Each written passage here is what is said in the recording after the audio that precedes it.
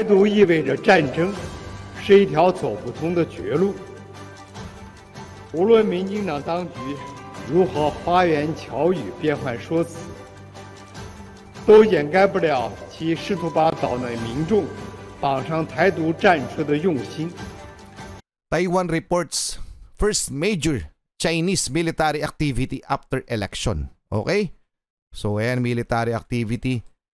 Taipei, January 17, Taiwan's Defense Ministry said it detected 18 Chinese Air Force plane operating around Taiwan and carrying out joint combat readiness patrol. Okay? Kahandaan, paghahanda. Paghahanda saan? Siyempre sa gera.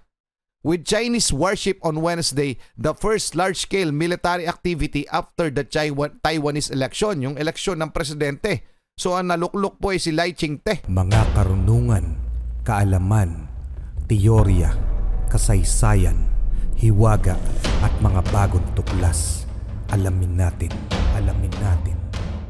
Nakita nyo naman yung intro natin mga utol. So according sa China talaga ay hindi sila papayag na mawala sa kanila ang Taiwan. So hindi sila papayag sa independence nito kasi hodang magkagera. Okay? So Taiwan independence means war. So ano na nga ba? Itutuloy na nga ba nila ang kanilang planong pagkubkob sa Taiwan? Dahil eto mga utol, Taiwan detects large-scale Chinese military activity on airspace after polls. Pagkatapos nung eleksyon, sigurado, nung may deklarang panalo ang bagong presidente ng Taiwan na gustong ipursu ang independence nito.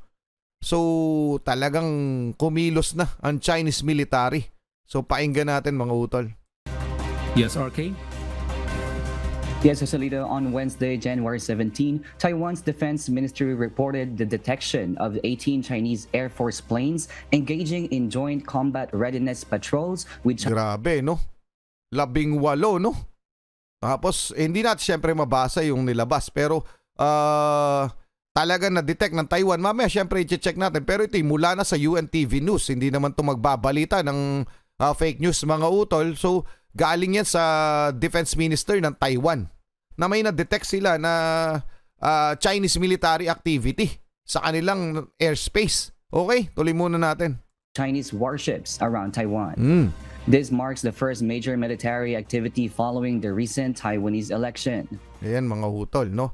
Ano ba? Plano na ba talaga kubkubin ng China? O talagang gusto lamang nila ipakita na hindi namin bibitawan itong Taiwan?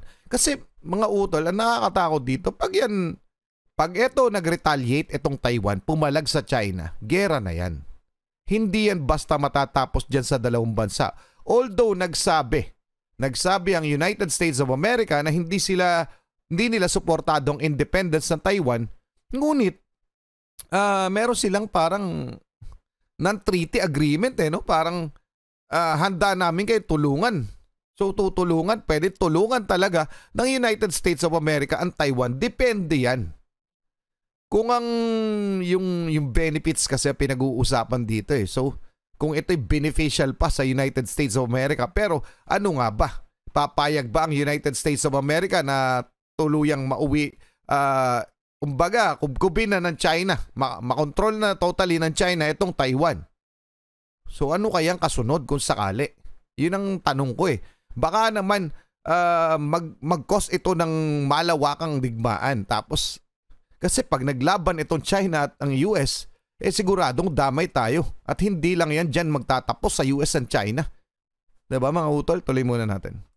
China, asserting its sovereignty claims, has regularly deployed warplanes and warships to the region over the past 4 years. Mga utol, tuloy-tuloy naman talaga yung pagpapadeploy nila ng mga militar dyan sa paligid ng Taiwan. Pero hindi nila pinapasok ng diretso, kumbaga para anuhin yung gobyerno, kontrolin ng todo-todo itong Taiwan. Ngayon, dumako tayo sa report para kumpleto kasi pag tinuloy-tuloy natin ito, baka tayo yung maka-copyright. Anyway, ito ay mula sa Reuters, no? Taiwan reports first major Chinese military activity after election. Okay? So, ayan, military activity. Taipei, January 17, Taiwan's Defense Ministry said it detected 18 Chinese Air Force plane operating around Taiwan and carrying out joint combat readiness patrol. Okay? Kahandaan, paghahanda.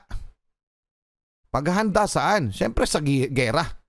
With Chinese warship on Wednesday, the first large-scale military activity after the Taiwanese election, yung eleksyon ng presidente. So ang naluklok po ay si Lai Ching-te.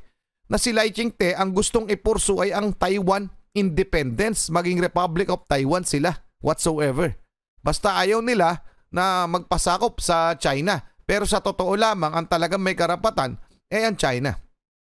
Okay? Kung babalikan natin ang history, may karapatan ng China sa Taiwan talaga. At dahil technically, yung mga nakatira sa Taiwan ay mga Chinese people galing sa mainland China.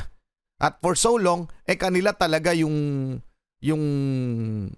Taiwan sa China. Anyway, before what do you call this? Before World War, ito'y hawak ng Japan. Pero nung after World War, ito'y binalik nila sa China. Okay, mga utol, itong Taiwan.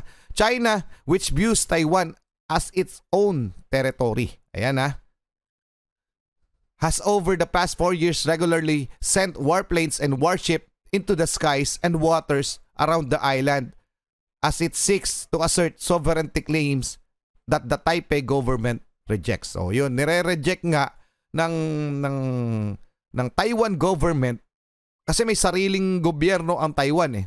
Nire-reject nila yung kapangyarihan o yung otoridad ng China. Pero talaga, sa totoo lang, dapat ay sila'y sakop ng China. Ngunit parang sa Taiwan siguro, it's time na maging sarili silang bansa. Yun siguro pinaglalaban nila, mga utol. Pareha silang may katwiran. Ngayon, papayag ba ang China na sila'y maging malayang bansa o bagong bansa? Ayaw nga ng China pumayag, kagaya na sa Hong Kong at sa Macau. Okay, mga utol? So, ganun ang gusto nilang gawin sa Taiwan. Kagaya ng sa Hong Kong, sa Macau.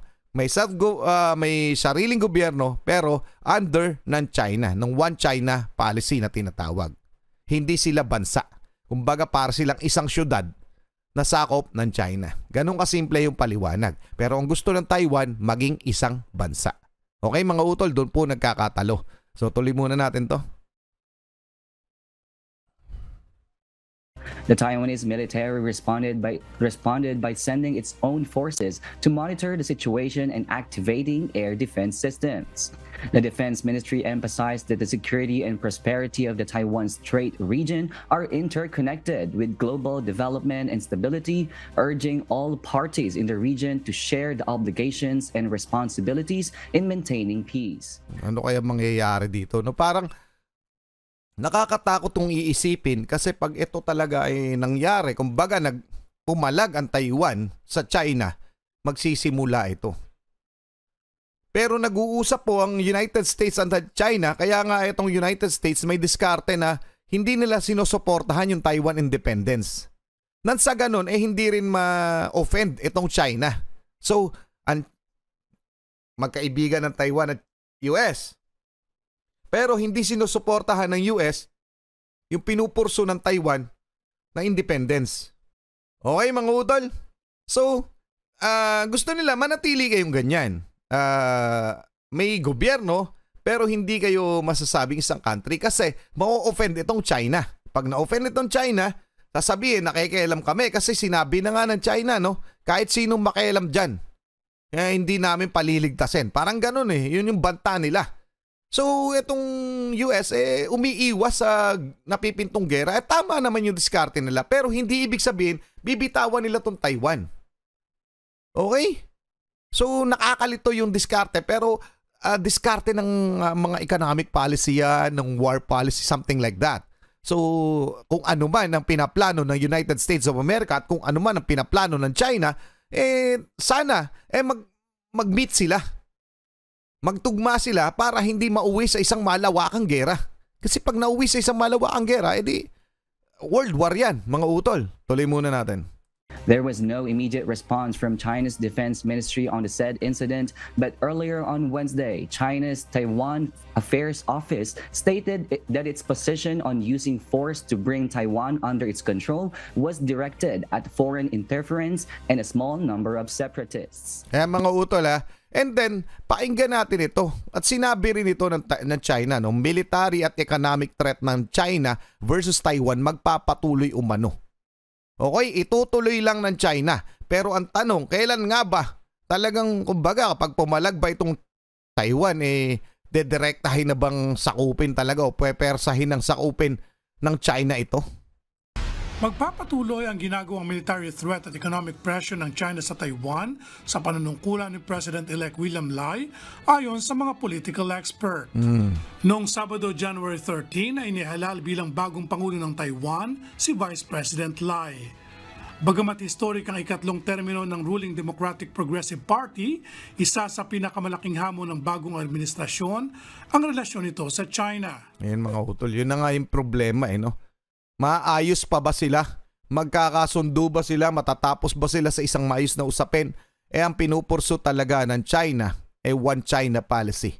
Huwag silang lumayo o humiwalay sa China. So, hindi na to yung tama at mali. Hindi na to usapin ng tama. Sinong tama? Parehas may katwiran, mga utol. Pero, in some ways, no, naiintindihan ko yung ginagawa ng China dyan sa Taiwan. Ang hindi ko lang talaga maintindihan, kaya lang o bad trip sa kanila, yung ginagawa nila dito sa teritoryo natin. Pero dyan, teritoryo nila yan, sige. Inyo yan yung pakialaman nyo. Huwag yung amin. Yun lang naman ang ganang akin Pero kung, di ba? Yun lang, pinaglalaban nila. Sige, ayon sa history, talagang sa inyo yung Taiwan, sa China ang Taiwan. So walang problema. Sa Pilipinas, walang problema. Pero yung agawin yung teritoryo ng Pilipinas, doon yun mali. Okay, mga utol? So yun mga utol, so anong masasabi nyo sa ating pinag-uusapan ngayon? Napaka-komplikado, no? Kasi pinapasok na siya ng politika, and then ng, ayun nga, yung ekonomiya. So komplikado ng usapin yan kasi maraming mga bagay na dapat ikonsidera yung mga leaders ng mga bansang ito, yung mga bansang involved, Taiwan, China, US. So talaga, pero sa palagay ko, hindi talaga, wala talagang planong ang China na bitawan itong Taiwan at hayaan silang maging malaya o maging isang bansa na hiwalay sa China. Okay? At dito, sabi ng mga eksperto ay pwedeng dito talaga magsimula ang World War III. Diyan. Hindi na specific na US-Taiwan, China-Taiwan, pero dito sa Indo-Pacific region. It's a matter of time kung ito'y papalag yung Taiwan kapag nagsimula to parang Russia-Ukraine, ano kaya ang mangyayari? Pa-comment ang inyong opinion mga utol. Hanggang doon lang muna. Muli ako si Target Achilles in behalf of the Real South Pride Production. Ako nagpapasalamat sa walang sawa niyong pagsuporta. Kayo mag-ingat, keep safe, God bless at saludo po sa inyo lahat. Maraming salamat po.